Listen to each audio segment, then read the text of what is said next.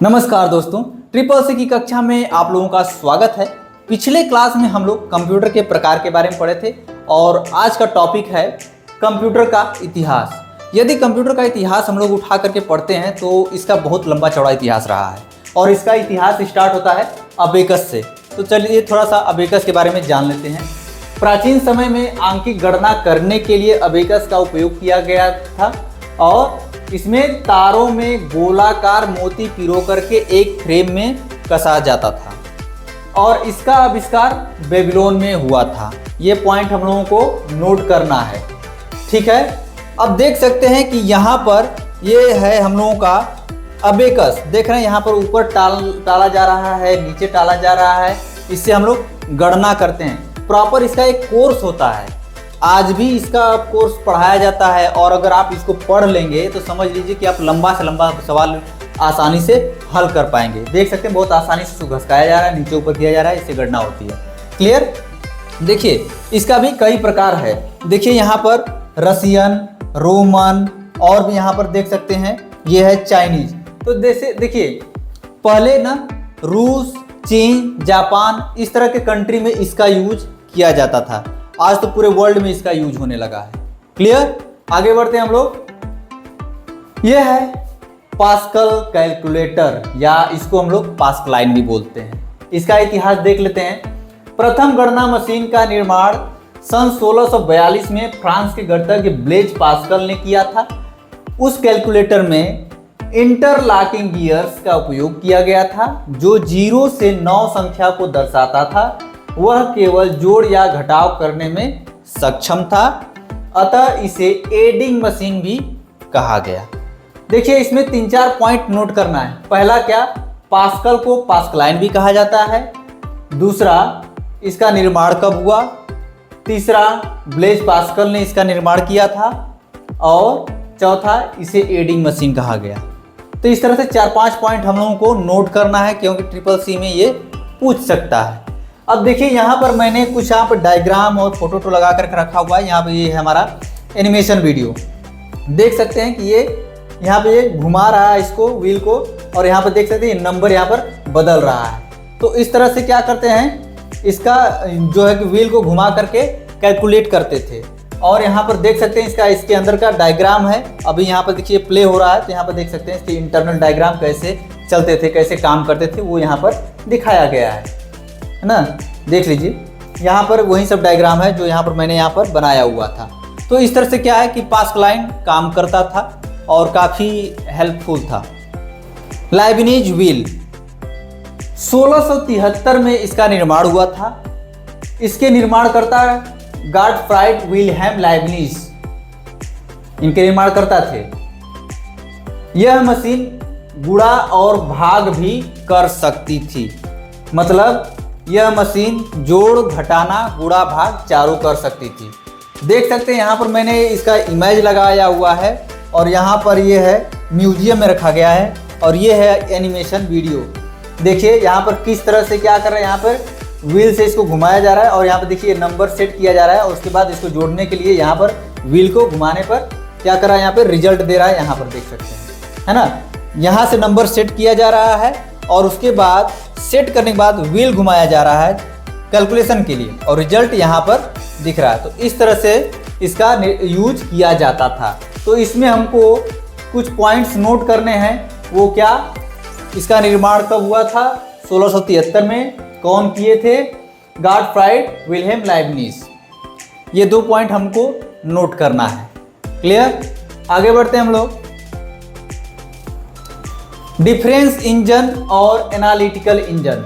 देखिए कंप्यूटर का इतिहास जब हम पढ़ते हैं ना तो कंप्यूटर के इतिहास में चार्ल्स बेबेज का नाम बार बार आता है क्योंकि कंप्यूटर का जनक चार्ल्स बेबेज को ही माना जाता है क्योंकि उन्होंने कंप्यूटर के क्षेत्र में अपना बहुत बड़ा योगदान दिया हुआ है।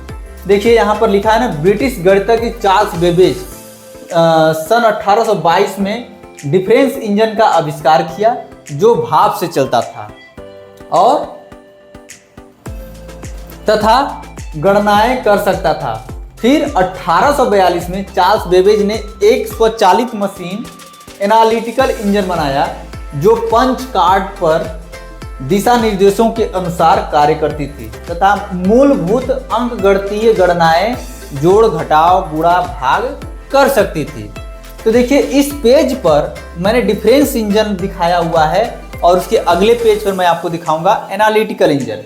तो यहाँ पर देख सकते हैं ये है हमारा डिफरेंस इंजन का यहाँ पर इमेज है। यहाँ पर देखिए म्यूजियम में रखा हुआ है और ये देखिए किस प्रकार काम करता है। तो ये देखिए यहाँ पर ये घुमा रहा है, ये लेडीज इसको घुमा रही है और यहाँ पे ये देखिए मशीन जो है चल रहा है, अंदर से कैलकुलेशन कर रहा है ना।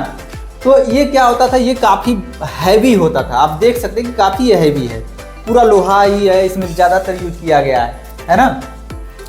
और उसके बाद ये जो है एक ही जगह पर रहता था, इसको हर जगह नहीं ले जाया जा सकता है। तो ये देख सकते हैं कि ये जो है इसको घुमाने के बाद ही ये कैलकुलेशन कर सकता था, है ना। और यहाँ पर भी ये देख रहे हैं, यहाँ पर भी घुमाया जा रहा है इसको, तो इसको भी दिखाया गया है और यहाँ पर मैंने इसको एनिमेशन में लगाया हुआ है। क्लियर हुआ? आगे बढ़ते हैं हम लोग। ये है हमारा एनालिटिकल इंजन, मैंने अभी इसके बारे में बताया था। यहाँ पर इसका निर्माण 1842 में हुआ है, लेकिन ये हमारा यहाँ पर देख सकते हैं कि ये इमेज है, लेकिन इसमें एक सस्पेंस ये है कि जो एनालिटिकल इंजन है ना, अगर यूट्यूब पे चाहे कहीं भी खोजेंगे ना तो इसका प्रॉपर एक तस्वीर आपको ढंग से नहीं मिलेगी, लेकिन अगर देखा जाए तो अभी इसमें सस्पेंस है, क्योंकि एनालिटिकल इंजन बहुत बड़ा इंजन माना जाता है। अभी भी अगर आप खोजेंगे तो कोई बड़ा बड़ा डायग्राम दिखाएगा, कोई छोटा छोटा डायग्राम दिखाएगा। तो ये है वहाँ उसका पंच कार्ड, देख सकते हैं पंच कार्ड है और ये है इसकी मशीन। क्लियर हुआ? आगे बढ़ते हैं हम लोग। सेंसस टेबुलेटर, इसका निर्माण 1890 में किया गया था और इसके निर्माणकर्ता कौन थे?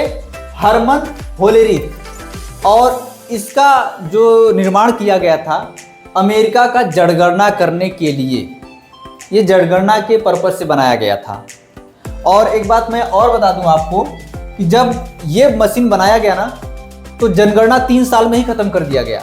नहीं तो ये मशीन जब नहीं बनी थी तो अमेरिका में जनगणना 5 साल 7 साल ऐसे चलता था, लेकिन जैसे ही ये मशीन बना दिया गया तो ये मशीन क्या किया, 3 साल में जनगणना को फिनिश कर दिया।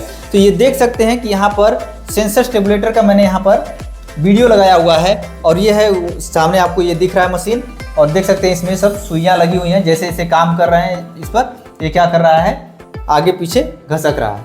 तो ये पूरा सेटअप इसका क्या है, सेंसस टेबुलेटर का है। तो ये जो है खासकर जनगणना के पर्पज से ही बनाया गया था। क्लियर हुआ? इसमें देखिए 2 पॉइंट नोट करना है। पहला, इसका निर्माण 1890 में हुआ था। दूसरा, हरमन होलेरिथ इनके निर्माण करता है। तीसरा, नेपियर्स बॉन्स, इसको नेपियर की हड्डियां भी कहा जाता है और नेपियर्स बॉन्स भी कहा जाता है। स्कॉटलैंड के मर्चिस्टन के जॉन नेपियर द्वारा संख्याओं के गुणनफल और भागफल की गणना के लिए बनाया था। एक मैनुअल रूप से स्वचालित गणना उपकरण है। यह विधि जाली गुणन पर आधारित थी। इसे रेप्डोलॉजी भी कहा जाता है, जो नेपियर द्वारा आविष्कार किया गया एक शब्द है। देखिए यह जो है एक मैनुअल मशीन, ये एक मैनुअल है, मैनुअल पर आधारित है। देख सकते हैं जैसे यहाँ पर हम लोग ऐसे कैलकुलेट करें, 4 एकम 4, 4 दुना के 8, और उसके बाद 4 तिहाई 12, 4 चौके 16, 4 पाँचे 20, 4 छः 24। यहाँ पर इस तरह से आप इस तरह से गणना कर सकते हैं। ये काफ़ी हेल्पफुल है और हम लोग भी इसको कर सकते हैं, थोड़ा सा आसान लग रहा है। क्लियर? इसमें देखिए 3 पॉइंट नोट करना है। पहला कि इसका निर्माण कब कौन किए थे, ये जॉन नेपियर, है ना। और इसको और दूसरा नाम इसे क्या जाना जाता है, इसको कहा जाता है रेप्डोलॉजी, है ना। और तीसरा, इसका निर्माण स्कॉटलैंड में हुआ था। क्लियर? आगे बढ़ते हैं हम लोग। एनिएक, अब देखिए अगर हम लोग कभी भी चाहे कोई परीक्षा देने जाए, चाहे कोई भर्ती का हो, चाहे किसी तरह का परीक्षा हो, तो उसमें कभी कभी एक सवाल आता है कि प्रथम इलेक्ट्रॉनिक कंप्यूटर का नाम बताइए, है ना। या कुछ घुमा फिरा कर क्वेश्चन पूछता है कि प्रथम कंप्यूटर कौन सा है, और उसमें 4-5 ऑप्शन दे देता है। अगर अबेकस नहीं है तो जाहिर सी बात है कि ये एनिएक के बारे में बात कर रहा है। एनिएक जरूर मिलेगा आपको, क्योंकि यह प्रथम इलेक्ट्रॉनिक मशीन है जो इलेक्ट्रिसिटी से चलता था। थोड़ा सा इसका हम लोग इतिहास देख लेते हैं। देखिए, अमेरिकी वैज्ञानिक जेपी एकर्ट है ना और जॉन मुचली ने सन 1946 में सामान्य कार्यों के लिए प्रथम पूर्ण इलेक्ट्रॉनिक कंप्यूटर का आविष्कार किया, जिसे नाम दिया गया एनिएक। यहाँ पर देख सकते हैं कि एनिएक बहुत भारी भरकम है। यहाँ पर वीडियो में भी आप देख सकते हैं कि ये पूरा इसका देख रहे हैं, पूरा जंजाल दिख रहा है जैसे लग रहा है, हम लोगों को तो समझ में ही नहीं आएगा। यहाँ पर देखिए वैक्यूम ट्यूब लगा हुआ है, वायर्स लगे हैं, है ना। अब इसका देखिए कुछ यहाँ पे डायग्राम दिखाया गया है, देखिए पूरा भयंकर दिख रहा है देखने में, है ना। ये देख लीजिए, तो मैं इसको आपको दिखाता हूँ, इसके बारे में थोड़ा सा स्पेसिफिकेशन बताता हूँ। ये देख लीजिए, काफ़ी हैवी मशीन है। पूरा यहाँ पर देख रहे हैं सब क्या लगा है, यहाँ पर वैक्यूम ट्यूब लगा हुआ है ना। सब मैनुअल पे काम करता था। अब देखिए यहाँ पर हम आ जाते हैं इसके कंस्ट्रक्शन ईयर पर देख लेते हैं। इसका निर्माण 1943 से 1945 के बीच में किया गया था और इसको ऑपरेशन में लाया गया था 1946 में। इसका वजन 30 टन था और 1800 वर्ग फीट जगह घेरता था। 1800 वर्ग फीट में जगह घेरता था। और इसके कंपोनेंट्स की बात कर लें कि इसमें क्या क्या लगा था, तो 17,000 से ऊपर तो इसमें वैक्यूम ट्यूब लगा हुआ था। वैक्यूम ट्यूब मैंने आपको दिखाया था अभी, है ना। यहाँ वैक्यूम ट्यूब मैं आपको दिखा देता हूँ।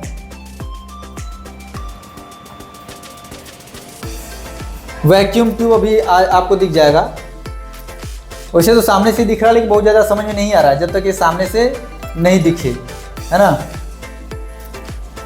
देखिए ये सब क्या है, वैक्यूम ट्यूब है। तो ये करीब 17,000 से ज़्यादा इसका वैक्यूम ट्यूब इसमें लगाया गया था। 7200 क्रिस्टल डायोड, 1500 रिले और 70,000 रजिस्टर और 10,000 कैपेसिटर लगाया गया था। और कम से कम 5 मिलियन हैंड सोल्डर ज्वाइंट किया गया था। हैंड सोल्डर मतलब हाथ से सोल्ड किया गया था, है ना। तो इस तरह से इस मशीन को बनाया गया था। अगर इसमें पावर की बात करें कि ये पावर कितना लेता था, तो 150 किलोवाट पावर लेता था।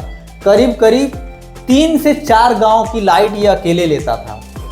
आज के डेट में एक गांव में अगर 50 kVA का ट्रांसफार्मर लगा दिया तो पूरा गांव आसानी से इसको उपयोग कर पाएगा। तो इस तरह से 3-4 गांव का लाइट ये अकेले खाता था।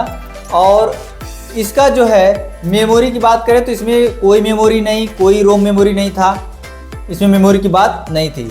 इनपुट आउटपुट की बात करें तो इसमें पंच कार्ड और मैनुअल स्विच के जरिए इसको इनपुट और आउटपुट दिया जाता था। क्लियर हुआ? आगे बढ़ते हैं हम लोग। अगला है यूनिवैक, है ना। यूनिवैक का अर्थ यूनिवर्सल ऑटोमेटिक कंप्यूटर, है ना। देखिए जिस एनिएक को जिस वैज्ञानिक ने बनाया उसी ने यूनिवैक को भी बनाया है। इसका इतिहास देख लेते हैं थोड़ा सा। रोबोट व्यवसाय अनुप्रयोगों के लिए पहला सामान्य उद्देश्य electronic digital computer device UNIVAC था। इस कंप्यूटर का उत्पादन संयुक्त राज्य अमेरिका में किया गया था और इसको निर्माण करने वाले कौन थे? जॉन मुचली और जेपी एकर्ट जिसको बोलते हैं हम लोग, है ना। इनके द्वारा डिजाइन किया गया था। और यहाँ पर एनिएक का फुल फॉर्म है electronic numerical integrator and computer. 2 point इसमें सबसे पहले नोट करना है। इसका फुल फॉर्म यूनिवैक का यूनिवर्सल ऑटोमेटिक कंप्यूटर और एनिएक का electronic numerical integrated and computer के आविष्कार। मतलब कि ये 2 पॉइंट हमको नोट करना है। यूनिवैक का उपयोग बिक्री रिकॉर्ड, कंपनी पेरोल और अन्य कंपनी व्यवसाय की गणना करने के लिए इसका जो है उपलब्ध कराया गया था। यह प्रति माह 90,000 लेन देन कर सकता था। मार्च 1951 में पहले यूनिवैक को संयुक्त राज्य अमेरिका की जनगणना ब्यूरो द्वारा स्वीकार किया गया था। तो यहाँ पर देख सकते हैं कि ये हमारा यूनिवैक है ना, मॉडल यूनिवैक है।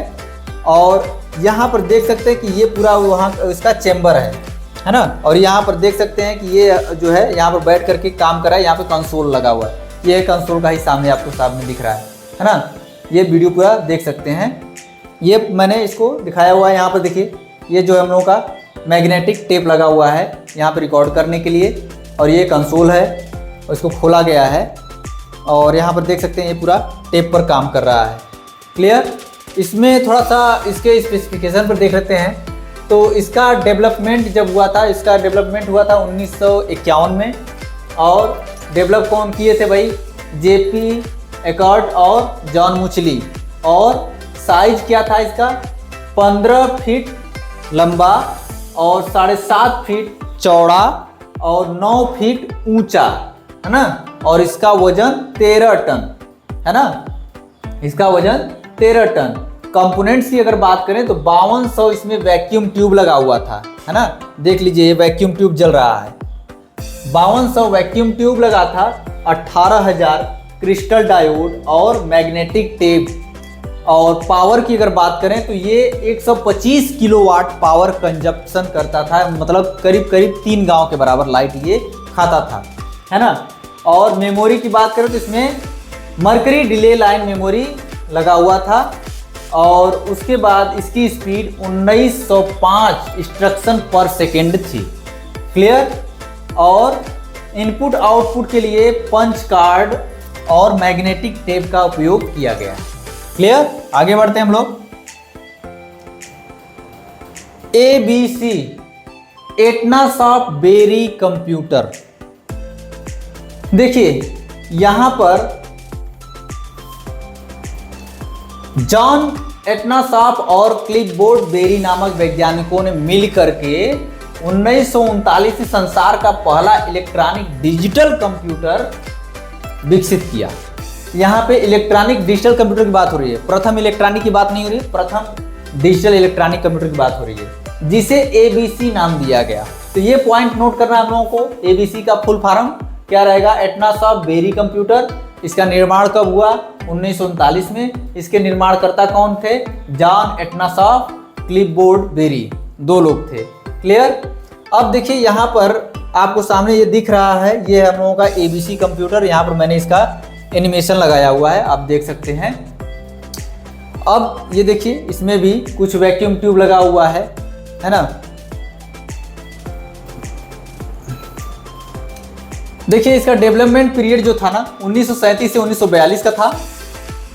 डेवलप बाई कौन थे भाई? जॉन एटनासॉफ्ट और क्लिपबोर्ड बेरी। और इसकी साइज की बात की जाए तो डेस्क साइज था।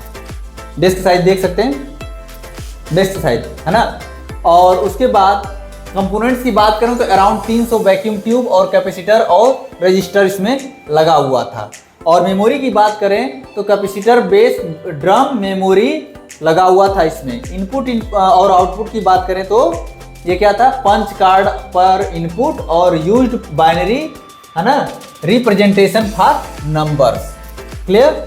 यहाँ पर देख सकते हैं ये एक डेस्क साइज का है, बड़ा सा, है ना। आगे बढ़ते हैं हम लोग। EDSAC, है ना, यानी electronic delay storage automatic calculator. ये हम लोगों को पॉइंट नोट करने लायक है, ये कभी कभी पूछ सकता है।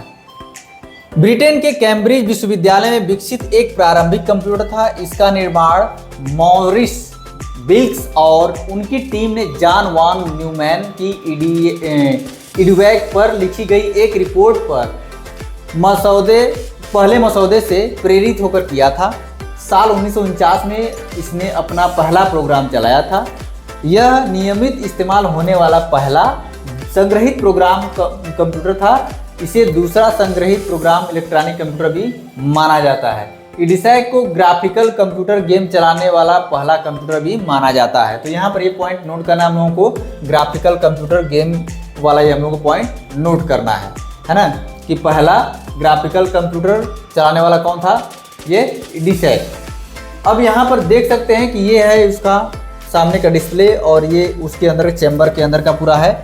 और यहाँ पर ये इसका वीडियो मैंने यहाँ पर लगाया हुआ, आप देख सकते हैं कि ये यहाँ पर डिस्प्ले में दिख रहा है ना।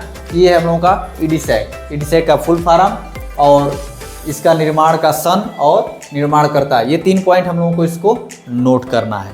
क्लियर। आगे बढ़ते हैं हम लोग। IBM 7030 उर्फ स्ट्रेच। 1960 में पेश किया गया IBM 7030 कंप्यूटर प्रौद्योगिकी में कई सफलताओं का प्रतिनिधित्व करता है। यह IBM का पहला सुपर कंप्यूटर था जो अपनी शुरुआत के 3 साल बाद तक दुनिया का सबसे तेज सुपर कंप्यूटर बना रहा। तो ये देख सकते हैं कि ये है इसका कंसोल, और यहाँ पर मैंने इसका एक वीडियो लगाया हुआ है। आप देख सकते हैं इसका सामने से कंसोल दिखाया हुआ है, और ये काफ़ी तेज कंप्यूटर था, काफ़ी यूजफुल था, उस समय का सुपर कंप्यूटर था। क्लियर। और यहाँ पर देख सकते हैं कि तभी ये काफ़ी भारी भरकम था, क्योंकि भाई ये सुपर कंप्यूटर था। देख सकते हैं ये पूरा का पूरा इतना बड़ा कंप्यूटर था। तो यहाँ पर 2 पॉइंट नोट करना है। पहला, इसका निर्माण कब किया गया और इसको कौन सी कंपनी ने बनाया था। ये 2 पॉइंट हम लोगों को इसमें नोट करना है। देखिए IBM कंपनी ना बहुत बड़ी कंपनी है, बहुत बड़ी कंपनी है, और आज भी कंप्यूटर के क्षेत्र में इसको महारत है। ये विदेशी कंपनी है लेकिन आज भी इसको महारत है। आज भी आपको बहुत सारे सामान, आपको कंप्यूटर का पार्ट IBM का ही मिल जाएगा। क्लियर। आगे बढ़ते हैं हम लोग। IBM 370 सिस्टम 370 एक सुपर कंप्यूटर था। यहाँ पर नहीं है, मतलब लिखा है, लेकिन एक सुपर कंप्यूटर था। बल्कि 1970 के दशक में IBM द्वारा पेश किया गया एक मेन फ्रेम कंप्यूटर आर्किटेक्चर है, जबकि IBM सुपर कंप्यूटिंग क्षेत्र में एक प्रमुख प्लेयर रहा है। IBM सिस्टम 370 पहला सुपर कंप्यूटर नहीं है। इस परम 1990 में भारत का विकसित पहला सुपर कंप्यूटर था। तो यहाँ पर देख सकते हैं कि ये सामने कंसोल पर बैठ करके फ़ोन में बतिया रहा है, और यहाँ पर इसका ये देख लीजिए, यहाँ पर इसका एनिमेशन है IBM 370 का। ये भी एक सुपर कंप्यूटर है, ये बहुत बड़ा कंप्यूटर था। और ये देख रहे हैं कि ये सामने कंसोल पर सामने बैठ करके बात कर रहा है, कहीं लग रहा है फ़ोन पर बात कर रहा है कि हम अभी आ रहे हैं, है ना। और यहाँ पर जो है इसका 3D डिजाइन है। तो यहाँ पर हमको 2-3 पॉइंट नोट करना है। पहला, इसका मॉडल, और दूसरा कौन सा, कब इसका निर्माण किया गया, और इसका निर्माणकर्ता कौन था। तो ये चीज़ हम लोगों को नोट करना है, क्योंकि CCC में बार बार ये पूछता रहता है। क्लियर हुआ। ठीक है, आगे बढ़ते हैं हम लोग। मार्क फर्स्ट IBM नामक कंपनी के सहयोग से तथा वैज्ञानिक हार्वर्ड आइकेन के निर्देश में सन 1937 से 1944 के बीच में विश्व के प्रथम पूर्ण स्वचालित विद्युत यांत्रिक गणना यंत्र का आविष्कार किया गया। इसे मार्क फर्स्ट नाम दिया गया। देखिए IBM ना बहुत बड़ी, मैंने बताया कंपनी, बहुत सारे मॉडल को बनाया है, बहुत बड़े बड़े कंप्यूटर, छोटे छोटे कंप्यूटर बनाया है। और IBM का फुल फॉर्म है इंटरनेशनल बिजनेस मशीन, है ना। और यहाँ पर देख सकते हैं कि ये जो है मार्क 1 का यहाँ पर पूरा लगा हुआ है, ये हम म्यूजियम में रखा गया है, ये पंच कार्ड है। और इसमें 2-3 पॉइंट नोट करना है। पहला, इसका निर्माण कब हुआ और इसके निर्माणकर्ता कौन थे, क्योंकि CCC की परीक्षा में बार बार ये पूछता रहता है। क्लियर।